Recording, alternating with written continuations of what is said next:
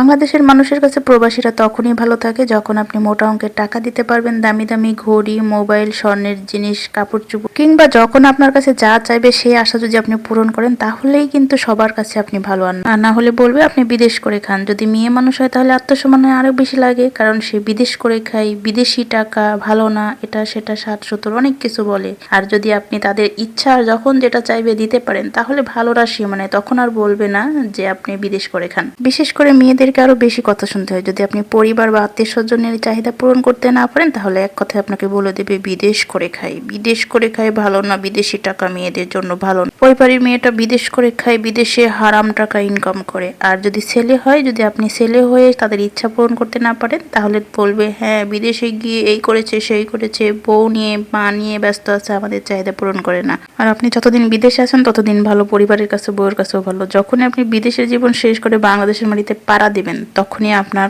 ছন্ন ছাড়া জীবন শুরু। মানে আপনাকে ঘাটে ঘাটে অপমান করবে। বিদেশ গেছস, কিছু করতে পারোস নাই, কি করছস, কি দিছস, কি খাওয়াইছস। যদি বিদেশ থেকে কিছু টাকা পয়সা বাংলাদেশে নিয়ে আসেন, তবুও সেই টাকা যতদিন আছে ততদিন আপনার একটু দরদ আছে। আর টাকা যদি শেষ হয়ে যায়, যে পাস হয়ে বলতে পারবে না সে কপাল ছুঁয়ে আপনাকে কথা বলবে। কথার আঘাতে, কথার তীরে আপনার বুকটা ঝাড়ঝাড় করে দিবে। মনে হবে যে না, প্রিয় মানুষের সুখের জন্য আবারও জীবনটা বলি দিয়ে দেই, প্রবাসে চলে যাই, তাদেরকে টাকা দেই, পয়সা দেই, তাদের চাহিদা পূরণ করি, আর তাদের কাছে আমি ভালো থাকি সাময়িক সময়ের জন্য।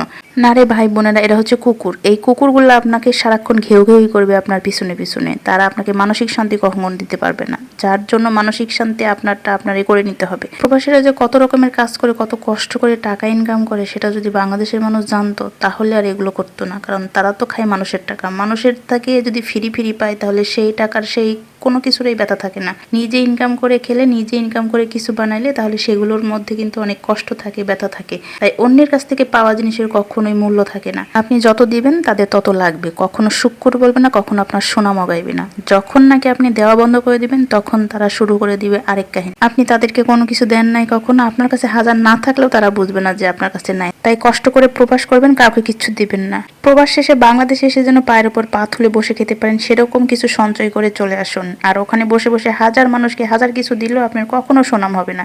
তাই সুনাম যখন হবে না, বদনাম হবে, তাহলে বদনাম কেন কাঁধে নেবেন? এগুলো দেওয়া বন্ধ করে নিজে সঞ্চয় করুন।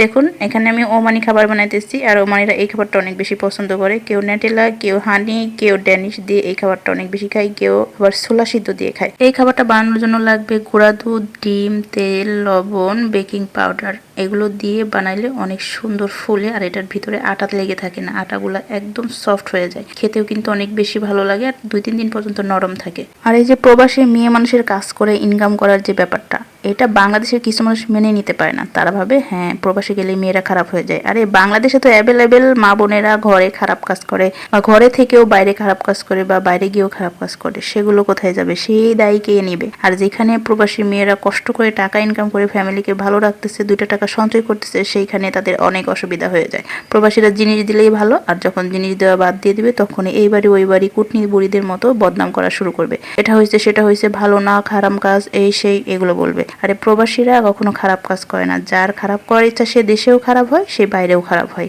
আর প্রবাসীদের রক্ত ঘামানো টাকার অনেক দাম আছে। তারা সকাল থেকে সন্ধ্যা পর্যন্ত, রাত পর্যন্ত পরিশ্রম করে টাকা পয়সা উপার্জন করে। আর সেই টাকা যদি হারাম হয়, তাহলে আর কি বলবো। সেই টাকা হচ্ছে সবচেয়ে বেশি পৃথিবীর সর্বোচ্চ হালাল টাকা। আর এই হালাল টাকাই প্রবাসীরা কিন্তু বেঁচে থাকে। তাদের সুখ শান্তি এখানেই, কারণ তারা হালাল ভাবে টাকা ইনকাম করে। প্রবাস বলেন আর বাংলাদেশ বলেন, ছেলে বলেন আর মেয়ে বলেন, যার যার নিজের মর্জি, নিজের কালচার অনুযায়ী সে খারাপ হয় এবং ভালো থাকে। হাজার হাজার প্রবাসী ছেলেরা আছে, প্রবাসে অনেক ভালো থাকে, আবার অনেক ছেলেরা আছে খারাপ হয়ে যায়। অনেক মেয়েরাও এরকম, অনেক ছেলেরাও এরকম।